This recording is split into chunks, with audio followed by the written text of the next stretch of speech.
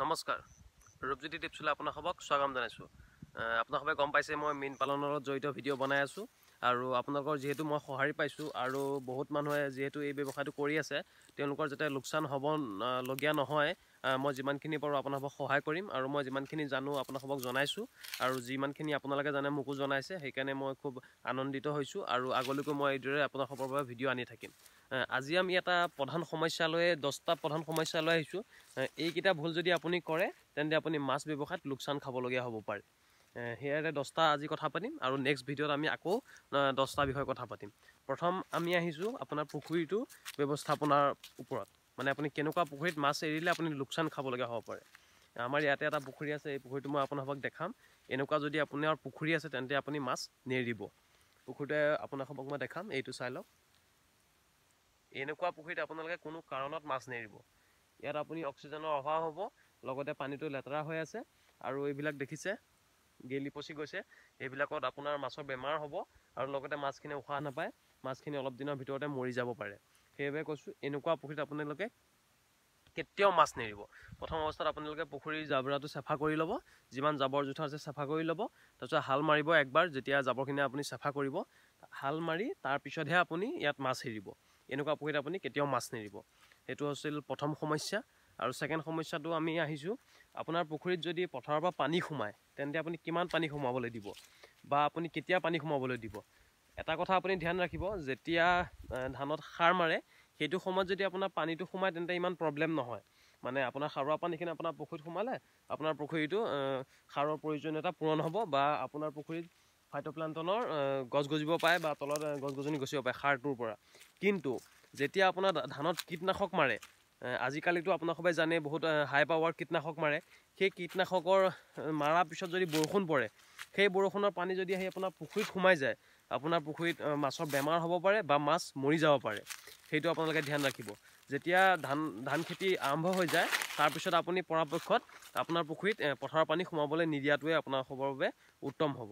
সেইটো আছিল ছেকেণ্ড কথা। থাৰ্ড কথা হ'ল, কিছুমান সাপ বেং ভেকুলী যদি আপোনাৰ পুখুৰীত বেছিকৈ আছে তেন্তে আপুনি মাছ এৰাৰ পিছতে বহুত পোনা আপোনাক খাই দিব পাৰে, সেই পৰাও আপোনাৰ লোকচান হ'ব পাৰে। সেইবাবে আপোনালোকৰ পুখুৰীত প্ৰথম মাছ এৰাৰ আগত কীটনাশক পাই একে কম 1 টোপাল 10 লিটাৰ বা 15 লিটাৰ পানীত মিলাই আপুনি ছটিয়াই দিব পাৰে। তেনেকুৱা কৰিব পাৰে সাপটো মৰিবৰ কাৰণে বা বেংটো পলাবৰ কাৰণে। আৰু তেনেকুৱা যদি কীটনাশক ইউজ বেছি কৰিব নালাগে, সেইটো আমি পক্ষপাতি নহয় কীটনাশক ইউজ কৰা, যিহেতু মাছবিলাক পিছলৈ আমি খাবলৈ ব্যৱহাৰ কৰিম। সেইবাবে আপুনি যিমান পাৰে জাল মাৰিব, নেট জালটো মাৰিব, নীলা নীলা যিটো নেট জাল, সেই জালটো মাৰি আপুনি যিমান পাৰে ভেকুলীবিলাক উঠাই দিব চেষ্টা কৰিব আৰু উঠাই পেলাই ভেকুলীবিলাক মাৰি দিব, নহ'লে বা সাপ চাপবিলাক যিমান আছে সেইবিলাক চব উঠাই দিব। যদি সাপ আৰু ভেকুলী বেছিকৈ থাকে তেন্তে আপুনি পোনা মেলাৰ পিছতে আপোনাৰ মাছবিলাকৰ যথেষ্ট পৰিমাণে অসুবিধাৰ সৃষ্টি হ'ব। আৰু যিহেতু ধৰা সাপবিলাক বহুত ডাঙৰ ডাঙৰ হয়, সিহঁতে এদিনত 2-3টা মাছকৈ খাই থাকিলে আপোনাৰ বহুত মাছ খাই দিব। আপুনি যিহেতু পিচ চিষ্টেম মাছ এৰিব, এটা মাছৰ দাম 10 টকা বা 5 টকা হ'ব। আপোনাৰ যদি 50টা 60টা যদি মাছ খাই দিয়ে সাপে তেন্তে আপোনাৰ লোকচান হ'ব পাৰে। সেইটো আছিল 3 নম্বৰ কথা। চতুৰ্থ কথা হ'ল, আপুনি পানীৰ ব্যৱস্থাটো ঠাণ্ডা দিনত কৰিবই লাগিব যদি আপোনাৰ পুখুৰীত আপুনি বেছিকৈ মাছ এৰিছে। যেতিয়া আপুনি 1 বিঘা মাটিৰ পুখুৰীত যেতিয়া আপুনি 1500 পিচ মাছ এৰি দিব, তেতিয়া আপুনি ঠাণ্ডা দিনলৈ নৱেম্বৰ ডিচেম্বৰলৈ পানীৰ ব্যৱস্থা কৰিবই লাগিব। নহ'লে আপোনাৰ পানীৰ অভাৱত মাছৰ মৃত্যু হ'ব পাৰে বা অক্সিজেনৰ অভাৱত মাছৰ গ্ৰ'থটো অলপ কম হ'ব পাৰে। সেইটো আছিল আপোনাৰ 4 নম্বৰ কথা। আৰু 5 নম্বৰ আপোনাৰ লোকচানৰ কথাটো হ'ল, আপোনাৰ ঘৰৰ পৰা যদি পুখুৰীটো বেছি দূৰত হয় তেন্তে আপুনি চুৰিৰ পৰা বাচিব লাগিব। আৰু চুৰি হৈ গ'লে আপোনাৰ গোটেই মাছখিনি একবাৰত উঠাই নিব পাৰে ৰাতিৰ ভিতৰতে। সেইবাবে মই চুৰৰ পৰা আপুনি কেনেকৈ বচাব পাৰে সেই বিষয়ে ভিডিঅ' বনাই থৈছোঁ, সেইটো ভিডিঅ' আপোনালোকে চাই ল'ব। তলত তাঁৰ লগাই দিব, বাঁহবিলাক এনেকৈ পুতি তাঁৰ লগাই দিব, সেই পদ্ধতিৰে আপুনি পুখুৰীটো বচাব পাৰিব। সেইটো আছিল আপোনাৰ 5 নম্বৰ সমস্যা।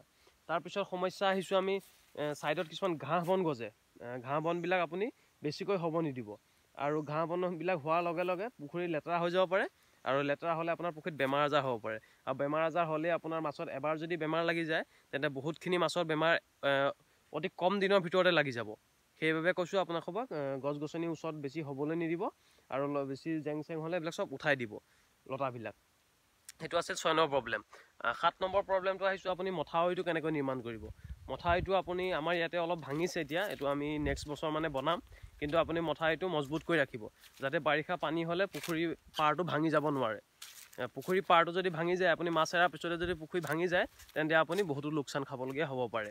পুখুৰী পাৰটো আপুনি সচৰাচৰ 12 ফুট বা 10 ফুট, মিনিমাম আপুনি 8 ফুট ৰাখিবলৈ যত্ন কৰিব। এইটো এতিয়া বৰ্তমান সৰু হৈ গৈছে আমাৰ এইটো, কিন্তু মজবুতেই আছে, কিন্তু আমি অলপ বহল কৰিম নেক্সট ইয়াৰ।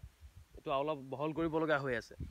এনেকুৱা হ'লে ইমান প্ৰব্লেম নাই, কিন্তু ইয়াতকৈ যদি কিছুমানে মিহিকৈ বনায়, 4 ফুট বা 3 ফুট বনায়, 3 ফুট নবনাব, আপুনি তাৰ অলপ বেছিকৈ বনাওক। তেতিয়া আপুনি বাৰিষা পানীৰ পৰা বাচিব পাৰিব, বা পানীয়ে আপোনাৰ পাৰ ভাঙি দিব নোৱাৰে। সেইটো এটা আপোনাৰ লোকচানৰ পথ হ'ব পাৰে। আৰু 8 নম্বৰ কথাটো হ'ল, আপুনি এনেকুৱা ড্ৰেইন যদি নাৰাখে, আমি দেখাই আছোঁ, এনেকুৱা ড্ৰেইন ৰাখিব যাতে পানীটো বাহিৰা পানীটো এনেকৈ ওলাই যাব পাৰে। সেইটো আগতেও আপোনালোকক কৈছোঁ। আৰু গছ গছনিৰ ডালবিলাক কাটি থাকিব। এয়া আমি ডালবিলাক কাটি দিছোঁ, দেখিছে, ডালবিলাক কাটি দিছোঁ। ডালবিলাক কাটিলেও আপোনাৰ প্ৰব্লেম হ'ব পাৰে। ডালবিলাক যদি পুখুৰীত ছাঁ পৰি থাকে, সেইফালৰ পৰা প্ৰব্লেম হ'ব পাৰে। সেইটো হৈছিল আপোনাৰ 8 নম্বৰ প্ৰব্লেম। 9 নম্বৰ প্ৰব্লেমটোৰ কথা কৈছোঁ। আপুনি কিছুমানে মোক সুধিছে যেন ব্ৰইলাৰ গুটো আমি দিব পাৰিম নে নাই। ব্ৰইলাৰ গুটো আপুনি নিশ্চয়কৈ দিব পাৰিব, কিন্তু বেছিকৈ নিদিব। আৰু এটা প্ৰব্লেম আমাৰ ইয়াতে হৈছিল, সেইবাবে মই আপোনালোকক ঘটনাটো কৈ দিওঁ। তেওঁ ব্ৰইলাৰ গুটো ইউজ কৰিছিল তেওঁৰ পুখুৰীটোৰ কাৰণে, আৰু সেই ব্ৰইলাৰ গুটো য'ৰ পৰা আনিছিল, তাত আপোনাৰ যিটো কাঠৰ পৰা গুৰি ওলায়, সেই গুৰিটো তেওঁলোকে মাটিত পেলাই থৈছিল। মানে সেই গুৰিটোত ব্ৰইলাৰখিনি ৰাখিছিল, আৰু ব্ৰইলাৰ হাগিলে, তাত হাগাৰ পিছত সেইখিনি উলিয়াই দিলে। উলিয়াই দিয়াৰ পিছত তেওঁ সেইখিনি আনি পুখুৰীত এৰি দিলে। যিহেতু কাঠৰ গুৰিখিনিৰ লগত আপোনাৰ ব্ৰইলাৰ গুটো মিছল হৈ আছিল, কাঠৰ গুৰিবিলাক যিহেতু তিতা হয়, খৰি গছৰ তিতা হয়, আৰু কিছুমান গছৰ তিতা হয়, যেনিবা আপোনাৰ নিম গছৰ তিতা হয়। সেই কাঠৰ গুৰিটো যিহেতু গুখিনিৰ লগত মিলি আছিল বা বিষ্ঠাখিনিৰ লগত মিলি আছিল, সেইখিনি আনি যেতিয়া পুখুৰীত এৰি দিলে, গোটেই পুখুৰীটো পানীখিনিয়ে তিতা হৈ গ'ল। আৰু তাৰ ফলত খুব কম দিনৰ ভিতৰতে তেওঁ গোটেইখিনি মাছ মৰি গ'ল বা বেছি দিবলগীয়া হ'ল তেওঁ। সেইটো আছিল আপোনাৰ 9 নম্বৰ প্ৰব্লেম। সেইটো আপুনি কেতিয়াও ভুল নকৰিব। আৰু এটা প্ৰব্লেম হয়, যিহেতু তুঁহবিলাক মিহলি হৈ থাকে ব্ৰইলাৰ দানাটোত, সেইবাবে আপুনি গোটেইখিনি আনি পুখুৰীত পেলাই নিদিব। যিমান পাৰে আপুনি বিষ্ঠাটো দিব অনলি, বা বেছি জাবৰাটো নিদিব। সেইটো হ'লে আপোনাৰ পুখুৰীত বেমাৰ আজাৰ হ'ব পাৰে। আৰু 10 নম্বৰ প্ৰব্লেমটো হ'ল, আপুনি পুখুৰীৰ ৰক্ষণাবেক্ষণৰ খুবেই জৰুৰী। সেইটো কথা মই আগতেও কৈছোঁ। আৰু এনেকৈ জাং পুতি ৰাখিব যাতে আপোনাৰ চুৰ তাৰি হ'ব নোৱাৰে, আৰু পাৰটো বান্ধটো ভালকৈ মাৰিব।